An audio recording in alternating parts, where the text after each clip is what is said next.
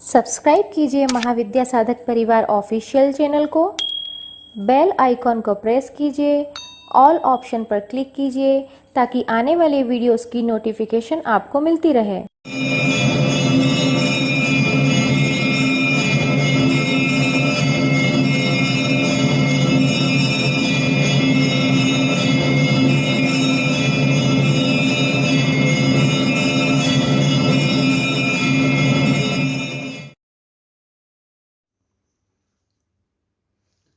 आज बहुत दिन हो गए थे और शिष्य कह रहे थे माता जी आप आए नहीं, आपने वीडियो नहीं बनाया। निखिल धाम जाके वीडियो बनाना संभव तो है, पर जब मैं कमरे में होती हूँ, अभी सुबह के 5 बज रहे हैं और कमरे में मैं हूँ और आप हैं और कोई भी नहीं है। जब हम दोनों अकेले होते हैं, हवा भी बीच में नहीं होती, तो उस समय मैं अपनी बात आपसे बहुत अच्छे से कह पाती हूँ। और निखिल धाम जाते जाते आदि भूल जाते हैं, फिर एक कैमरा वीडियो, फिर उसके बाद वो बीच में बहुत सारे तामझाम हो जाते हैं। अभी हमारे और आपके बीच कोई नहीं है। मैं बोल रही हूँ और आप सुन रहे हैं, और सुनने वाला और बोलने वाला जब एक हो जाता है, यही आत्मनर्तन है। आज मैं आपको कुछ विषय के ऊपर बोलूँगी। हमारी आत्मा एक रंगमंच है। हम जो कुछ भी अपने बाहर देखते हैं, वो हमारे भीतर से बाहर डाला हुआ है, क्योंकि प्रोजेक्टर हमारे भीतर मौजूद है। हमारे सारे खेल के बीज जो हैं, वो हमारे भीतर ही अंकुरित होते हैं। बाहर तो सिर्फ उसकी खबरें आती हैं, उसकी प्रतिध्वनियाँ आती हैं। आत्मा का स्वभाव नर्तन है। नर्तन अकेला ही एकमात्र ऐसा कृत्य है जिसमें कर्ता और कृत्य दोनों एक हो जाते हैं। जब एक चित्रकार कोई चित्र बनाता है, तब चित्र बनाने वाला अलग और चित्र अलग होता है। जब एक मूर्तिकार कोई मूर्ति बनाता है, तब मूर्ति अलग होती है और मूर्तिकार अलग होता है। सिर्फ नर्तन ही एकमात्र ऐसा कृत्य है जहाँ नर्तक और नृत्य एक हो जाते हैं। उन दोनों को एक दूसरे से अलग नहीं किया जा सकता। जिसका नृत्य खो गया, तो फिर उसका नर्तन भी खो जाएगा। इसलिए ईश्वर को नर्तक कहना सार्थक है, परमात्मा को नर्तक कहना सार्थक है, क्योंकि यह सृष्टि उसका अपना नृत्य है। कोई कृति, कोई मूर्ति नहीं है। आपकी आत्मा में ईश्वर सदा मौजूद है। अगर वह हमसे अलग हो जाए, तो उस दिन हमारा नृत्य भी बंद हो जाएगा। इसलिए तुम जो भी करोगे, वो तुमसे भिन्न नहीं होगा, क्योंकि वो तुम्हारा ही खेल है। अगर तुम दुखी हो, रो रहे हो, यह तुम्हारा ही खेल है। तुम आनंद में हो, मुस्कुरा रहे हो, हंस रहे हो, तो यह भी तुम्हारा ही खेल है, क्योंकि यह जीवन तुम्हारा अपना है। तुम इसके मालिक हो। जो युवा बन गया, युवा चित्त एक स्वभाव है। चित्त बूढ़ा कैसे होता है? बूढ़ा चित्त बोझ से भरा हुआ होता है। वह एक बोझ से भरे हुए अंगारे के समान होता है। बूढ़ा चित्त पुरानी रीढ़ियों से बंधा हुआ लकीर का फकीर होता है। इस कारण उसमें सड़न आ जाती है। युवा चित्त जीवन है, बूढ़ा चित्त मृत्यु है। अगर तुम्हें परम जीवन को समझना है, तो तुम्हें उसके लिए युवा चित्त चाहिए। महात्मा बुद्ध, श्री कृष्ण और निखिलेश्वरानंद जी युवा चित्त थे। आज वह हमारे सबके लिए प्रेरणा स्रोत हैं, क्योंकि उनकी सुगंध हजारों वर्षों से महक रही है। आज भी वही ताजगी महसूस होती है जो हजारों वर्ष पहले हुआ करती थी। आपको एक ऐसा गुरु चाहिए, ऐसी दीक्षा चाहिए जो नए चित्त को जन्म दे सके। एक नई शिक्षा, एक नए चित्त को जन्म, एक नई ताजी हवा, एक नई दीक्षा, एक नया जीवन, एक नए वातावरण का निर्माण करती हो। दूसरी बात, बुद्ध को जब ज्ञान प्राप्त हुआ, तो पहला सवाल उन्होंने यही उठाया, आखिर इतना समय क्यों लगा? इस बात में इतनी सरल बात में आत्म दर्शन इतनी सरल बात है, पर मुझे कई जन्म लग गए इस सरल सी बात होने में। इस आत्म साक्षात्कार में मुझे इतना समय क्यों लगा, उनके मन में सबसे पहले यही बात उठी। लेकिन जीवन तो पकाता है। जीवन के सभी दुख सुख हमें पकाते हैं। जीवन के अनुभव भी हमें पकाते हैं। दिन और रात हमें पकाते हैं। सर्दी और गर्मी भी हमें पकाती है। प्रत्येक व्यक्ति के पकने की अपनी अपनी अलग अलग शैली है। जिस प्रकार प्रत्येक फसल के पकने की एक अलग शैली होती है, एक अलग समय होता है, उसकी एक अपना अलग मौसम होता है, एक अलग वातावरण होता है। आपने देखा हो, कुछ फूल दिन में खिलते हैं और कुछ फूल रात में खिलते हैं, कुछ फूल सर्दी में खिलते हैं तो कुछ फूल बरसात के मौसम में खिलते हैं, कुछ गर्मी में खिलते हैं। सब अपनी अपनी नीति से अपने अपने स्वभाव के अनुसार खिलते हैं। स्वभाव के अनुसार प्रत्येक पेड़ पौधे की प्रक्रिया होती है। माली तो प्रतिदिन पौधों को पानी देता है, मगर उसमें फल सिर्फ मौसम में ही आते हैं। इसलिए जीवन में धैर्य बनाकर रखें। प्रत्येक समय को नतमस्तक हो जाना चाहिए। हम लोगों ने अपने जीवन में बहुत कुछ खोया है, क्योंकि हम अपनी रूढ़िगत चेतना के कारण बहुत कुछ गंवाते आए। हमने बुद्ध को खोजा। बुद्ध हमारे ही देश में पैदा हुए, फिर हमने बुद्ध को गंवा दिया, क्योंकि बुद्ध ने जो कहा वो हमारी रूढ़िवादी विचारधारा के अनुरूप नहीं रहा। संपूर्ण एशिया बुद्ध से आंदोलित हुआ और बुद्ध जैसा व्यक्ति जो हमारे देश से निकला, हमने उसे गंवा दिया। वह हमारे बीच कमल के फूल के समान खिले हुए थे। बातें तो सभी हम सहजदल कमल की करते हैं, हम समाधि की बातें करते हैं, पर हम लोगों ने बुद्ध को गंवा दिया, क्योंकि बुद्ध ने एक बात कह दी थी जो लोगों को पसंद नहीं आई। उन्होंने कहा कि वेद पुराण हमारे अतीत हैं। उन्होंने वेद पुराण की बुराई नहीं की थी। उन्होंने ये कहा था कि वेद पुराण हमारे अतीत हैं और वेद पुराण से मुक्त हो जाओ, अपना दीपक स्वयं जलाओ। उन्होंने चेतना की बात कही थी। उन्होंने कहा था कि जो कुछ तुम्हें प्राप्त होगा तुम्हारी चेतना से प्राप्त होगा। हौज में कोई पानी कितना भी भर दे, वो पानी तो एक दिन सड़ेगा, पर जिस दिन तुम चेतना के स्तर पर पहुंच जाओगे और तब तुम्हारे अंदर ज्ञान का झरना बहेगा, वो ज्ञान तुम्हारा अपना ज्ञान होगा। बस बात कहने कहने में फ़र्क था। लोगों को बुद्ध की बात समझ में नहीं आई और उन्होंने बुद्ध को छोड़ दिया। संपूर्ण एशिया बुद्ध से आंदोलित हुआ, क्योंकि बुद्ध ने एक ही बात कही थी कि कोई तुम्हारा दूसरा निर्णायक नहीं बन सकता। हम रटन तो तोते के समान हो गए हैं। हम सभी रटी रटाई पुरानी घिसी पिटी बातें दोहराते रहते हैं। अगर कोई हमसे कहता है तुम तोता बनना छोड़ दो, तो हम उससे नाराज़ हो जाते हैं। मैं तुम लोग से यही नहीं कहती कि तुम लोग अतीत के दुश्मन बन जाओ। मैं इतना ही कहती हूँ कि वर्तमान में जीना शुरू कर दो, क्योंकि जीवन आज और अभी है। उसका आनंद लो। बीती ताही बिसार दे, आगे की सुध ले। अटके हुए मत रहो। चित्र पर धूल जमी हुई नहीं होना चाहिए, चाहे वह स्वर्ण की धूल क्यों ना हो। तभी तुम लोग इस पृथ्वी पर रहने योग्य बन सकोगे। यह संसार इतनी तेजी से बदल रहा है, नई नई जीवन दृष्टियाँ रोज पैदा हो रही हैं। अगर तुम उनको स्वीकार नहीं करोगे तो तुम बहुत पिछड़ जाओगे। सदियों से इस देश के लोगों को यही समझाया गया है कि तुम कभी समुद्र मत नागना, क्योंकि समुद्र नागना पाप है। अगर देखा जाए तो सबसे पहले नाव हमने बनाई, लेकिन हम सबसे पहले समुद्र नहीं लांग पाए। आखिर हम सोचते थे कौन परदेश जाए, कौन परदेश जाएगा, वहाँ जाएंगे तो हम भ्रष्ट हो जाएंगे। कौन मलच्छों से मिले, कौन उनका भोजन करे, कौन जाकर उनकी भाषा सीखे। अगर हम वहाँ गए तो हम भी मलच्छ की तरह बन जाएंगे। हम सोचते थे भारत जैसी पुण्य भूमि को छोड़कर हम कहीं नहीं जाएंगे, और हम कहीं नहीं गए। हम यहीं सड़ते रहे, जबकि सारी दुनिया के लोगों ने यात्राएं की, व्यापार के माध्यम से एक देश से दूसरे देश की यात्राएं की और लाभ कमाते रहे। उन्होंने समुद्री मार्ग से बहुत सफ़र किया, उसका सामना किया, विजयी हुए, और एक दिन वह हमारे मालिक बन गए और हम गुलाम बन गए।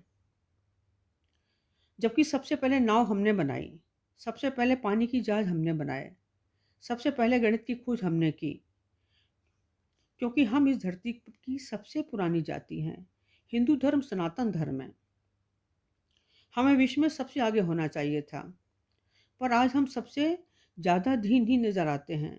यह अपने आप में बहुत बड़ी हैरानी की बात है। हम लोग किस तरह का व्यापार कर रहे हैं, जहाँ हमें सिर्फ घाटा ही घाटा हो रहा है। जहाँ देखो हमारा दिवाला ही निकल रहा है। हमारी दिवाली कभी नहीं आती, हमारे दिए कभी नहीं जलते।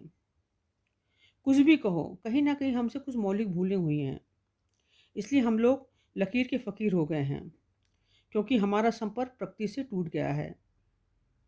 अगर तुम वर्तमान से संबंध बनाए रखना है, तो तुम्हें दिन-प्रतिदिन अतीत के प्रति मरना होगा।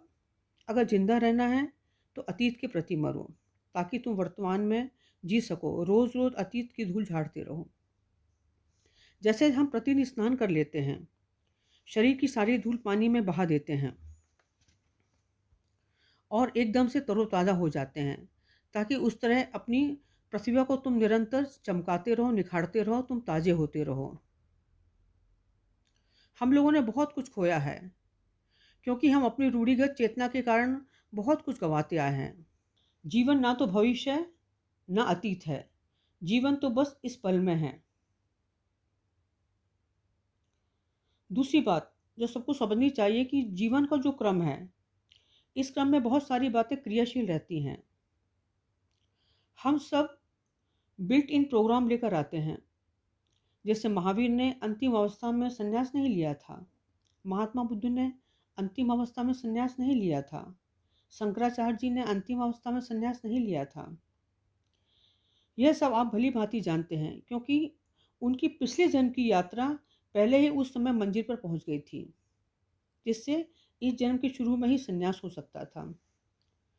अगर वह भी लोगों को के समान 70-75 वर्ष की आयु में प्रतीक्षा करते, और वह कभी भी इस शिखर पर नहीं पहुंच सकते थे। आपका यह जन्म ही सब कुछ नहीं है। हम इस जन्म में कोरे कागज की तरह पैदा होते हैं। जैसा कि रूस और बहुत सारे लोग मानते हैं, उनकी धारणा यह है कि हमारे मन मस्तिष्क में पूर्व जन्म की स्मृतियां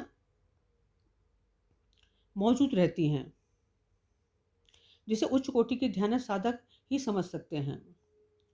इस संसार में जितने भी लोग जन्म लेते हैं, वह सभी बिल्ट इन प्रोग्राम लेकर पैदा होते हैं। सबके जन्म लेने का अपना अलग अलग उद्देश्य होता है। हमने पिछले जन्म में जो भी किया, जो कुछ भी जाना, जो कुछ भी समझा, जो कुछ भी सोचा, वह सब हमारे इस जन्म के साथ आता है। इसलिए जीवन के साधारण क्रम में यह बात सच है कि आदमी चौथी अवस्था में संन्यास को उपलब्ध हो। लेकिन जो लोग पिछले जन्म में संन्यास का गहरा अनुभव और ब्रह्मचर्य का गहरा अनुभव लेकर आए हैं, उनका जीवन तो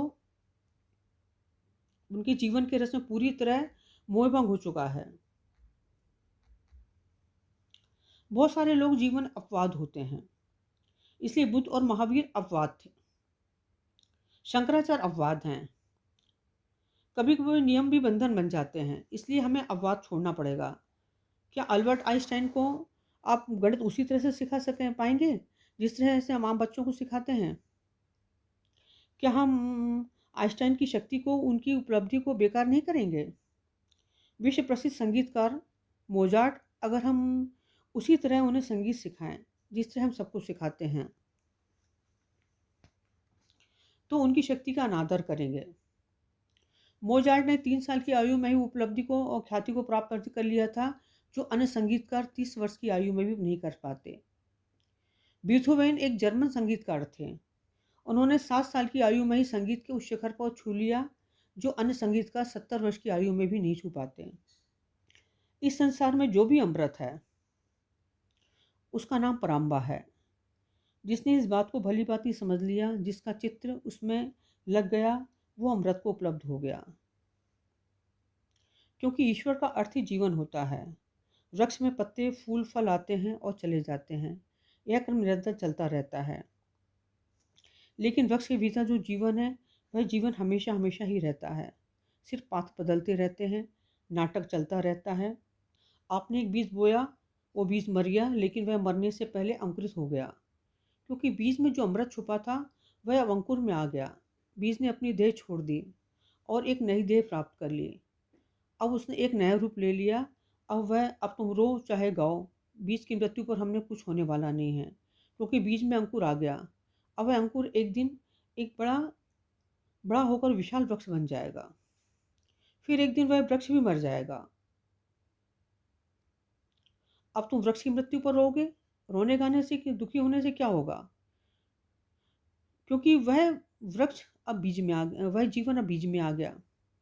सिर्फ रूप बदलते हैं। एक दिन तुम माँ के पेट में थे, गर्भस्थ थे, सिर्फ एक मांस के पिंड के रूप में थे। आज कोई तुम्हारे सामने उस मांस के पिंड का चित्र रख दे तो तुम कभी स्वयं को पहचान भी नहीं पाओगे कि एक दिन तुम यह थे। माँ के गर्भ से निकलकर तुम एक दिन नवजात शिशु के रूप में जन्म ले लिया। फिर तुमने धीरे धीरे चलना फिरना, हंसना बोलना सीखा। अब तुम बच्चे से जवान हो गए, युवा हो गए। फिर समय गुजरता गया, एक दिन शरीर बूढ़ा हो जाता है। पर फिर तुम नया जन्म लोगे। यह चक्र निरंतर चलता रहेगा। यही जीवन, क्योंकि जीवन चलता रहता है, पराम्बा अमृत है। और जो इस अमृत को समझ गया उसका जीवन सफल हो गया। नदी का पानी जब सागर में मिल जाता है तो वह सागर ही हो जाता है। रवीन्द्रनाथ एक रात अपने कमरे में बैठकर एक छोटी सी मोमबत्ती जलाकर किताब पढ़ रहे थे। आधी रात के समय जब वह किताब पढ़कर थक गए तब उन्होंने फूंक फूंक मारकर मोमबत्ती बुझा दी और अपनी किताब बंद कर कर अलमारी में रख दी। उस समय आकाश में पूर्णिमा का चांद निकला था। जैसे ही उन्होंने मोमबत्ती बूझी, रविनाथ एकदम से आश्चर्यचकित हो गए, यह देखकर कि कमरे के छिद्र छिद्र से खिड़की के द्वार से चंद्रमा के प्रकाश की किरणें भीतर आ गईं और अंदर चारों तरफ अद्भुत प्रकाश फैल गया। फिर वह वहीं खड़े होकर नाचने लगे। छोटी सी मोमबत्ती के कारण उन्हें इस बात का पता ही नहीं चला कि बाहर पूर्णिमा का चांद निकला हुआ है और उसका प्रकाश भीतर तक आ रहा है। जब तक यह ख्याल आया कि एक छोटी सी मोमबत्ती का प्रकाश किस तरह से चांद के प्रकाश को रोक सकता है। फिर उस रात उन्होंने एक नए गीत की रचना की। उन्होंने लिखा कि मैं भी कैसा पागल था, मोमबत्ती के धीमे प्रकाश में बैठा रहा और बाहर चांद का प्रकाश बरसता रहा। और जब मोमबत्ती बुझी तो पता चला द्वार पर आलोक मेरी प्रतीक्षा कर रहा है। इसलिए खिड़की में से बाहर आना पड़ेगा। जिस दिन तुम खुले आसमान के नीचे आओगे, ब्रह्मांडी बन जाओगे। हम सदैव नए नए प्रयोग करते रहना चाहिए। हमें सदैव नए का स्वागत करते रहना चाहिए। हमें नई नई बातें सीखना चाहिए। उगते सूरज का स्वागत करें, उसी से जीवन की सार्थकता है। उसी से जीवन में आनंद की वर्षा होगी। उसी से फूल खिलेंगे, पक्षी गीत गाएंगे, वृक्ष हरे होंगे, फसलें लहलाएंगी। उसी से जीवन चलेगा। जब तुम्हारे माता पिता या तुम्हारे घर परिवार के किसी सदस्य या किसी बुजुर्ग की मृत्यु हो जाती है, तुम उसे चाहे कितना भी प्यार करो, उसके लिए आंसू बहाओ, तुम कितना भी प्यार नहीं करते हो, पर मरने के पश्चात तुम उन्हें शमशान घाट में ले जाकर जला देते हो। उनके मरने पर तुम्हारी आंखों से आंसू बहते हैं, तुम्हारी आंखें गीली नम हो जाती हैं, फिर भी तुम उन्हें चिता पर रखकर जला देते हो। अगर तुम लाशों को घर में रखने लगे तो तुम्हारा जिंदा रहना मुश्किल हो जाएगा। और यही सब आजकल विचारों के तल पर हो रहा है। घिसी पिटी धारणाओं को हम अपने सिर पर गठरी बांधकर ढो रहे हैं। तुम्हें ईश्वर ने जीवन दिया है, चेतना दी है, तुम्हें ईश्वर ने बुद्धि दी है ताकि जीवन में आने वाली समस्याओं का सामना कर सको विवेक से, अपनी बुद्धि से। क्योंकि इस ईश्वर ने तुम्हें जीवन दिया है। जीतोगे तो तुम, हारोगे तो तुम, जो कुछ भी होगा तुम्हारा होगा, क्योंकि जीवन तुम्हारा है। क्योंकि तूफानों से ही लड़कर तुम अपनी नाव भवसागर से पार लगा सकते हो। जीवन में जो तुम बीज बोओगे वही फूटेंगे, उसी में अंकुरण होगा और तुम्हारी आंखें धुएं से मुक्त होंगी। तुम साफ साफ सब कुछ देख पाओगे जिस दिन तुम्हारी आंखें धुएं से मुक्त हो जाएंगी। तुम कहोगे जो जीता वही सिकंदर। महाभारत युद्ध में पांडवों के साथ भगवान श्री कृष्ण खड़े थे, इसलिए पांडव युद्ध में विजयी हुए। युधिष्ठिर जुआ खेलते थे और वह धर्मराज हैं। वो अपनी पत्नी को और अपने भाइयों को जुए में दांव पर लगा देते हैं, फिर भी वह धर्मराज हैं। और अगर आज के समय में कोई आदमी जुआ खेले और अपनी पत्नी को दांव पर लगा दे तो क्या तुम उसे धर्मराज कहोगे? इसलिए मैं तुमसे हमेशा यही बात कहती हूँ कि रटी रटाई बात को मत दोहराओ, अपने दिमाग से सोचो। ईश्वर ने तुम्हें बुद्धि दी है, तुम उसका सदुपयोग करो। अपने विवेक से सोचो और फिर उसका निर्णय करो, क्योंकि वह तुम्हारा अपना अनुभव होगा, वही सत्य होगा। और जो सत्य तुम्हारी चेतना से निकलेगा वही सत्य है। और इसके अलावा मैं सबको असत्य नहीं कह रही हूँ, पर वास्तविक, क्योंकि वो वास्तविक ज्ञान होगा, जो ज्ञान तुम्हारे अंदर से आएगा। अगर तुम अतीत की रूढ़ियों को नहीं छोड़ोगे तो तुम बहुत पिछड़ जाओगे। उसके जिम्मेदार भी तुम स्वयं होगे, क्योंकि जीवन इतना विराट है, तुम्हारी पकड़ में कुछ भी नहीं आता। आज मैं तुम सभी लोगों को यही आशीर्वाद देती हूँ कि तुम सभी खूब मस्ती से जियो, क्योंकि साधक होने का यही अर्थ होता है। एक अच्छा साधक वही होता है जो सोचे समझे विचार करे, चिंतन मनन करे और उसके अनुसार जीवन की जीवन जीने की हिम्मत जुटाए। ये बाजी हारे या जीते, इससे कोई फर्क पड़ने वाला नहीं है, क्योंकि जीवन तुम्हारा है। और अगर इसे तुमने सही सही ढंग से जिया, अपनी चेतना के ढंग से जिया, तो जीवन के हर क्षेत्र में तुम्हारी विजय होगी और तुम कभी किसी भी क्षेत्र में नहीं हार पाओगे। तुम्हारी पूर्ण भौतिक उन्नति होगी, तुम्हारी पूर्ण आर्थिक उन्नति होगी। किताबों की पढ़ी हुई बातें सभी सच हो ऐसा नहीं है कि किताबें भी मनुष्यों ने ही लिखी हैं। एक बार मैंने अपना एक लेख बनाया था। मैंने उसमें लिखा था, आत्म अज्ञान पाप है। और जो लिख रहा था उसने लिख दिया, आत्मज्ञान पाप है। अब 100 साल बाद कोई उस किताब को पढ़ेगा, कहेंगे गुरु माँ हुई थी, उन्होंने तो लिखा था आत्मज्ञान पाप है। तो जो बोला जाता है, ज़रूरी नहीं कि हमारे ये ऋषि मुनियों ने जो बोला तो उसको सही लिखा गया हो। मैं लिखी लिखाई बात की फिर बुराई नहीं करती हूँ। मैं फिर यही कहती हूँ कि अपने दिमाग से सोचो। ईश्वर ने आपको चेतना दी है, मैंने आपको चेतना दी है, मैंने आपको हमेशा चेतना की बात की है। और जिसकी चेतना जाग गई, जो चेतना से जो ज्ञान आता है, वो वास्तव में सत्य ज्ञान होता है, वो वास्तव में सत्य होता है। इसलिए लिखी लिखाई बातों पे मत विश्वास करो ज़्यादा, कि 200 साल पुरानी किताब है, 400 साल पुरानी किताब है, या 5000 साल किताब पुरानी बात है। अपनी चेतना से सोचो, अपने ज्ञान से सोचो। मेरे कहने का मतलब यही है कि तुम्हारे अंदर ही ईश्वर है, वही नर्तन है, और जो तुम जो भी करोगे वो तुम्हारा उसका नृत्य है। इसलिए इस वीडियो का नाम मैंने आत्मनर्तन दिया है। तुम्हारे कर्म से ही तुम ऊपर उठोगे, क्योंकि जीवन तुम्हारा है। यही तुम चाहो तो कितने भी ऊपर उठ सकते हो, तुम चाहे तो गिर सकते हो, तुम चाहो तो जीत सकते हो, और तुम चाहे तो हार सकते हो। और हारने में दूंगी नहीं, क्योंकि मैंने तुम्हें चेतना दी है, मैंने तुम्हें दीक्षा दी है, एक नई दिशा दी है। और मैं कभी भी नहीं चाहूँगी कि तुम जीवन के किसी भी क्षेत्र में हारो, तुम्हारी विजय हो। क्योंकि मैं निरंतर तुम्हें संवारती रहती हूँ, सजाती रहती हूँ, निखारती रहती हूँ और नया करती रहती हूँ, चुपके चुपके, धीरे धीरे। ज़रूरी नहीं कि मैं तुम्हारे सामने आऊँ, तुमसे मुँह से बोलूँ, पर मैं अपना कार्य करती रहती हूँ और आपको संवारती रहती हूँ, आपको निखारती रहती हूँ। मैं हमेशा आपके साथ हूँ। समुद्र की लहरों को कोई समुद्र से अलग नहीं कर सकता।